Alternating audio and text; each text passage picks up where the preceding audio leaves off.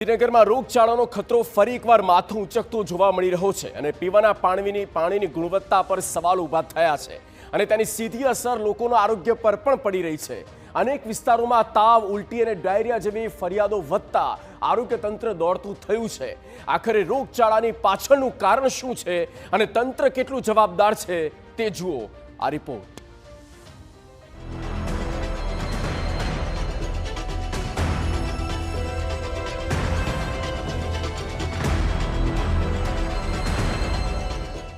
देशना सौथी स्वच्छ शहर गणाता इंदोरनी जेम गांधीनगर में पण दूषित पाणी पीवाथी लोको रोगचाळानो भोग बन्या।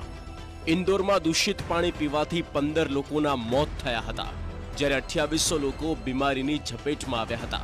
हवे आज घटना गांधीनगर शहरना सेक्टर 24, 26, 28 अने आदिवाड़ा विस्तारमां घटी छे। गांधीनगर में थई इंदोरवाड़ी।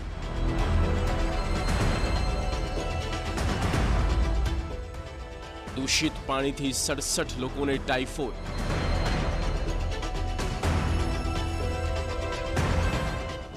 पीवाना पानी में 10 जेटला लीकेज। दूषित पानी थी बीमारी नो भरडो। आ स्पष्टपणे तंत्रनी एटले महानगरपालिकाना शासकोनी ज बेदरकारी छे। आ लापरवाही छे मार्ग मकान विभाग अने पाणी पुरवठा विभागनी। जो के टीवीना अहेवाल बाद आ मामले तंत्र दौड़तुं थयुं छे। आरोग्य विभागनी 40 थी वधु टीम, जेना 80 थी वधु कर्मचारी सर्वेमां जोडाया। अत्यार सुधीमां बीजा 67 शंकास्पद केस मळी आव्या। टीवीना अहेवाल बाद महानगरपालिका कमिश्नर एक्शनमां आव्या अने तंत्रए कामगीरी करता 10 जेटला लीकेज शोधवामां आव्या छे। सिटी इंजीनियरने झड़पी कामगीरी माटे सूचना आपी देवामां आवी छे। तो महानगरपालिकाना संकलनना अभावे आवी अनेक खामी सेक्टर विस्तारमां सर्जाई छे। सेक्टर 24, सेक्टर 28 अने आदिवाड़मां टाइफोइडना केस सामे आव्या हता अने डोर टू डोर सर्वेनी कामगीरीमां हेल्थ वर्कर्स लागी गया छे। 10,000 घरोमां 38,000 लोकोनो सर्वे करवामां आव्यो अने 20,000 क्लोरीन टेब्लेट, 5,000 ORS ना पेकेटનું વિતરણ કરવામાં આવ્યું છે।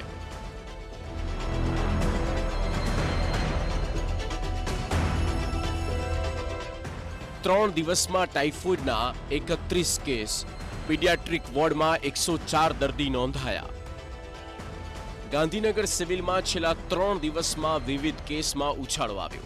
છેલ્લા 3 દિવસમાં ટાઇફોઇડના 31 પોઝિટિવ કેસ સામે આવ્યા तो पीडियाट्रिक वॉर्ड में 12 दर्दियों की संख्या वधवा लगी।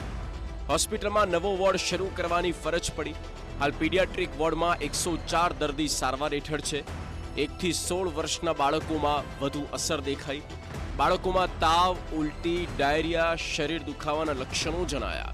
बाळकोने उकाळेलुं ज पाणी पीवानी डॉक्टरे सलाह आपी छे। આનું મેઇન કારણ તો અંદાજિત એવું લાગે છે કે ક્યાંક ને ક્યાંક જૂની જે ગટર લાઈનો હતી એ ડેમેજ થવાના કારણે એ પાણી પીવાના પાણી સાથે ક્યાંક મિક્સ થતી હોય, જેનું પ્રોપર નિરીક્ષણ ના થતું હોવાથી એ પાણી દરેકના ઘરે પહોંચતું હોવાથી ને સૌથી વધારે આ વસ્તુ ક્રિએટ થવાના લીધે જ આ વસ્તુ વધારે ફેલાઈ છે। મહત્વનું છે કે ટાઇફોઇડ પોઝિટિવ આવ્યા બાદ 25 થી વધુ લોકોને સારવાર માટે ગાંધીનગર સિવિલમાં દાખલ કરવામાં આવ્યા। ત્યારે સમગ્ર મામલે સ્થાનિકોનું કહેવું છે કે પીવાનું પાણી અશુદ્ધ હોવાના લીધે અને ગટર લાઈનનું સમારકામ ન થવાના લીધે રોગચાળાએ માઝા મૂકી છે। સત્વરે તૂટેલી ગટર લાઈનનું સમારકામ હાથ ધરાય તે માટે સ્થાનિકો માંગ કરી રહ્યા છે। સરકારમાં એ બી રિપોર્ટ આવેલો છે કે આ પાણી પીવાલાયક નથી। એ સેમ્પલ પણ આપણે ફેલ આવ્યું છે। એ પછી પણ કોઈ પગલાં લેવામાં આવ્યા નથી, જેથી કોઈ લોકોને તકલીફ ના પડે, પાણીનું શુદ્ધિકરણ થાય, એનું ટ્રીટમેન્ટ પરફેક્ટ થવું જોઈએ, એનું લેબોરેટરી ટેસ્ટ થવો જોઈએ અને દરેકને પાણી સુવિધા સારી આપવી જોઈએ, એવી હું સરકારશ્રીને પણ નમ્ર વિનંતી કરું છું।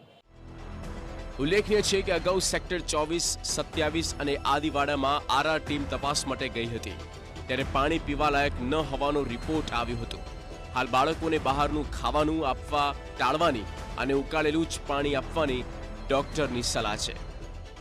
ટેસ્ટ આવ્યા હતા, એમાંથી પોઝિટિવ 31 પેશન્ટ છે। અત્યારે અમારા પીડિયાટ્રિક વોર્ડમાં 104 એટલા 104 પેશન્ટ એડમિટ છે F2E2 વોર્ડમાં અને એક નવું વોર્ડ અમે સ્ટાર્ટ કર્યું છે 604માં પીડિયાટ્રિક પેશન્ટ માટે.